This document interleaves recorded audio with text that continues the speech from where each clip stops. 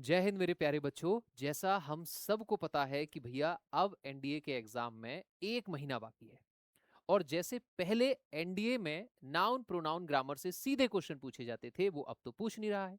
तो आज के सेशन में मैं आपको बहुत ही इंपॉर्टेंट एक फॉर्मूला बताने वाला हूं, जिससे आप इन लास्ट के 30 डेज में सिनोनियम्स, एंटोनियम्स, होमोफोन्स एंड ईडियम्स पे पूरी अपनी पकड़ पा सकते हैं। क्यों? क्योंकि सर, होमोफोन्स है, सिनोनियम्स है, ईडियम्स है, ये वो टॉपिक हैं जहां से आपको सीधे क्वेश्चंस देखने को मिलेंगे। ये बहुत सारे लोगों ने हवा बना रखा है कि noun pronoun adjective preposition article पढ़ लो, ग्रामर पढ़ लिया, बस एनडी का पेपर हो जाएगा। मेरे भाई, एनडीए का पेपर बहुत ज्यादा एनालिटिकल हो रहा है, वो सीधे क्वेश्चन आपसे नहीं पूछ रहा है। हमारे पास कुछ टॉपिक्स हैं, और ऐसा भी नहीं कि सर सिनोनियम्स तो पता ही नहीं कहां से आएंगे। अरे पता होते हैं यार, आते हैं, बस आपको ये है, ये पता होना चाहिए कि चीजों को कितना पढ़ना है और कैसे पढ़ना है। अब बात कर लेते हैं सबसे पहले तो कि सर उन बच्चों का क्या है जिन्होंने पढ़ लिया है और जिन्होंने बिल्कुल नहीं पढ़ा है। सबसे पहले तो मैं ये बता देता हूं कि मैं नेक्स्ट वीक आपको यूट्यूब पर एक बहुत बढ़िया लेक्चर कराने वाला हूं, जहां मैं आपको अपनी पुरानी वीडियोस से रिलेट करके सारी चीजें बता के समझा के आपके सिनोनियम्स और एंटोनियम्स के लास्ट 15 ईयर्स के पीवाईक्यू भी कंप्लीट कराऊंगा, एंड बहुत सारी प्रैक्टिस क्वेश्चंस भी आपको कराऊंगा, जिसका आंसर आपको YouTube के लाइव सेशन में ही देना होगा। देखो, जब भी हम बात करते हैं वोकैब की, ठीक है, तो उसमें वन वर्ड सब्स्टिट्यूशन है, ईडियम्स है या होमोफोन्स है, उनसे ज्यादा सामने हमारे चेहरे में, हमारे माइंड में जो इमेज आती है वो आती है कि सर सिनोनियम्स और एंटोनियम्स कैसे होंगे, क्या करना चाहिए। एक काम करता हूं, डेली न्यूज़पेपर पढ़ता हूं 30 दिन तक, हो जाएगा? नहीं होगा। डेली न्यूज़पेपर पढ़ता हूँ या डेली इंग्लिश सॉन्ग सुनता हूँ, या फिर डेली एक काम करता हूँ, डेली अपने घर वालों से, अपने दोस्तों से इंग्लिश में बात करता हूँ, और ये सारी की सारी चीजें हो जाएंगी, ऐसा होगा? हॉलीवुड मूवीज देख लेता हूँ, वहां से सिनोनिम एंटोनिम्स में याद कर लूंगा, सीख लूंगा, ऐसा होगा? इंग्लिश के टीवी शोज देख लेता हूँ, ऐसा हो जाएगा? कुछ नहीं होने वाला मेरे भाई। जब तक आपके पास ये डेटा ना हो कि आपको पढ़ना क्या है, तब तक आपको यही नहीं पता होगा कि आपको आपको रिवीजन किस चीज का करना है, आपको कौन सी चीजें कितने बार पढ़नी है, और आपको प्रैक्टिस किस चीज की करनी है। तो वोकैबुलरी के लिए सबसे जो पहला काम है वो ये है कि आपके पास आपकी एक नोटबुक होनी चाहिए।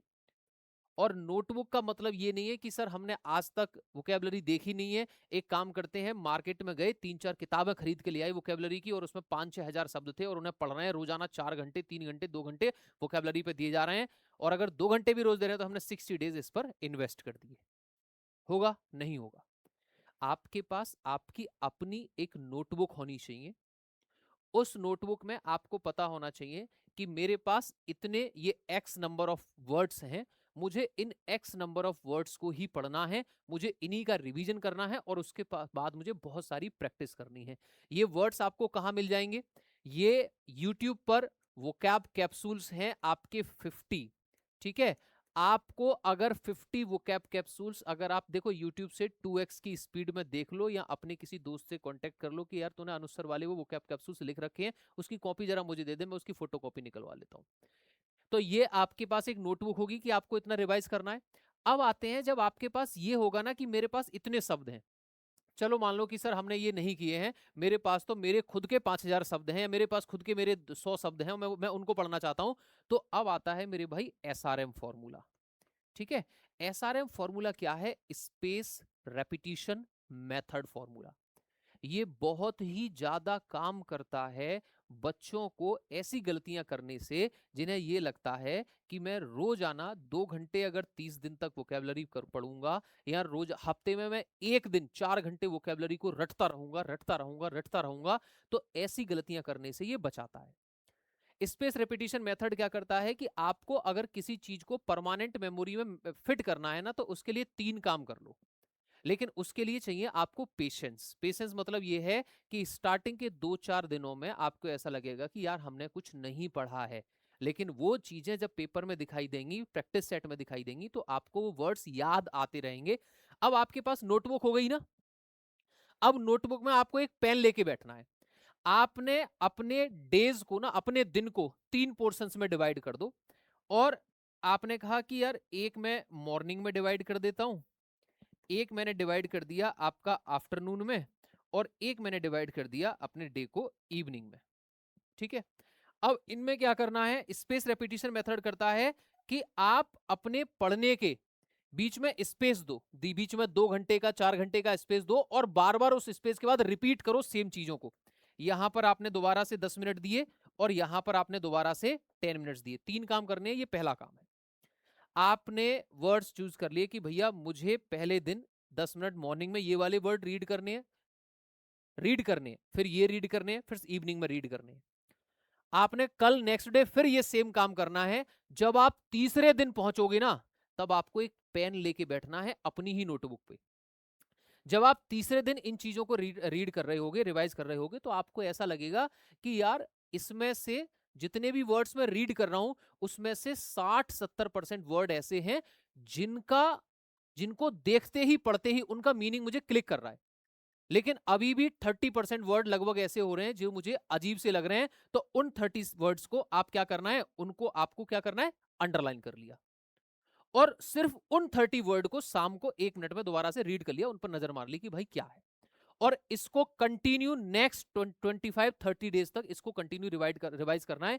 तो एक तो हो गया एसआरएम फॉर्मूला, जो सबसे ज्यादा इंपॉर्टेंट है, ये बहुत ही काम करता है।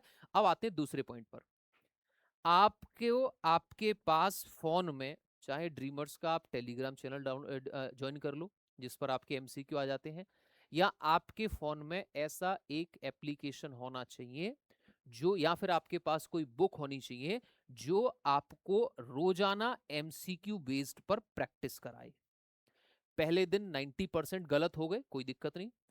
दूसरे दिन 90% गलत हुए, कोई दिक्कत नहीं। वो तीसरे दिन 85% ही गलत होंगे, चौथे दिन 80% ही गलत होंगे, पांचवें दिन 70% ही गलत होंगे, छठे दिन 60% ही गलत होंगे। 10-12 दिन बाद वो जो गलत होने का रेशियो है, वो धीरे धीरे धीरे धीरे धीरे धीरे धीरे धीरे कम होते होते, क्यों? क्योंकि आप इन चीजों को लगातार रीड कर रहे हो, लगातार रीड कर रहे हो इनको। तो वो जो 10-15 दिन के बाद वो रेशियो धीरे धीरे करके आराम से आपका 5-10% पे रुक जाएगा। अब ये हो गया, डेली आपको प्रैक्टिस करनी है। डेली ये समझो कि यार मेरे को 5 मिनट देने हैं, मुझे 20 क्वेश्चन की वोकैबुलरी की प्रैक्टिस करनी है। और 20 क्वेश्चन को प्रैक्टिस करने में इसका ए बी सी आता है तो ठीक है, नहीं आता है तो ठीक है। मैथ्स का थोड़ी है कि भैया एक्स स्क्वायर लगा के हमें देखना पड़ेगा। और उनको एनालाइज कर लिया, जो जो गलत हुए उनको देख लिया, अच्छा इसका मतलब ये था, अच्छा अच्छा ठीक है। अब आते हैं भैया इसके थर्ड पॉइंट पर। आपने जो क्वेश्चन जो ये थे उनको अंडरलाइन भी कर लिया, प्रैक्टिस भी कर रहे हो। अब आते हैं थर्ड क्वेश्चन पर। और थर्ड क्या है, जो बच्चे न्यूज़पेपर पढ़ रहे हैं वो पढ़ते हुए कंटिन्यू रखो। जो नहीं पढ़ रहे हैं, मैं अभी उनसे ये नहीं कह रहा कि भैया रोजाना 1 घंटे आप न्यूज़पेपर पे इन्वेस्ट करो, बिल्कुल नहीं करना। थर्ड क्या है, आप जो भी वर्ड्स रीड कर रहे हैं, देखो कोशिश करनी है, एकदम से कुछ नहीं होता। पहले दिन सिर्फ एक ही शब्द याद आएगा, दूसरे दिन हो सकता है 2 शब्द याद आए, तीसरे दिन 20 शब्द याद आ जाए, चौथे दिन हो सकता है 5 ही शब्द याद आए आपको, लेकिन 5वें दिन फिर 50 शब्द याद आ जाएंगे। आप जब खाना खा रहे हैं, आप पानी पी रहे हैं, आप थके हुए हैं, आपको नींद आ रही है, आपको आलस आ रहा है, आपको मेहनत करना है, आपको मोटिवेशन की वीडियोस चाहिए, आप डेली लाइफ में जो भी चीजें कर रहे हैं या जो चीजें देख रहे हैं, आप उनमें जो भी वर्ड्स आप पढ़ रहे हो उनको अप्लाई करना शुरू करो। और अप्लाई करने का मतलब ये है कि यार ये वीडियो मेरे को ऑथेंटिक लगती है। ऑथेंटिक वर्ड यूज हो गया ना, ये वीडियो सच में जेन्युइन लगती है मुझे, ये आदमी जेन्युइन लगता है। लेकिन जो मेरा दोस्त है ना, वो बड़ा चालाक है, बड़ा कनिंग है। शब्द यूज हो गया ना, भले हिंदी बोलो, लेकिन वो जो एक शब्द है वो उस कॉन्टेक्स्ट में आपके मुंह से निकल जाना चाहिए। ये आदमी बड़ा गद्दार है, लेकिन ये आदमी ना बहुत लॉयल है। यार मैंने इसको देखा है, ये ना बहुत ही ज्यादा स्टीड फास्ट है। आपने हिंदी बोली, लेकिन वो शब्द आपके मुंह से निकल गया और आपके माइंड को पता है कि वो जो शब्द आपने बोला है वो किस कॉन्टेक्स्ट में बोला है। तो मेरे भाई ये 3 काम आपको करने हैं। ये तीनों बहुत ही अच्छे मेथड हैं, लेकिन इसके लिए पेशेंस रखना होता है। आदमी एक दिन आधा घंटे, 2 घंटे, 4 घंटे पढ़ लिया, उसके बाद 6 दिन कुछ नहीं पढ़ा। फिर 3 घंटे पढ़ लिया, उसके बाद फिर 6 दिन कुछ नहीं पढ़ा। चीजें बहुत धीरे धीरे करनी है और इन तीनों करने से करनी है। याद रखना, मैं लिख के देता हूं, 15 दिन बाद इसी वीडियो पर आप कमेंट करोगे कि हाँ सर हो रहा है। और प्रैक्टिस कराने के लिए मैं YouTube पर आपके लिए वोकैबुलरी के, होमोफोन्स के बहुत सारे अच्छे अच्छे छोटे छोटे आपके सेशंस लाता रहूंगा।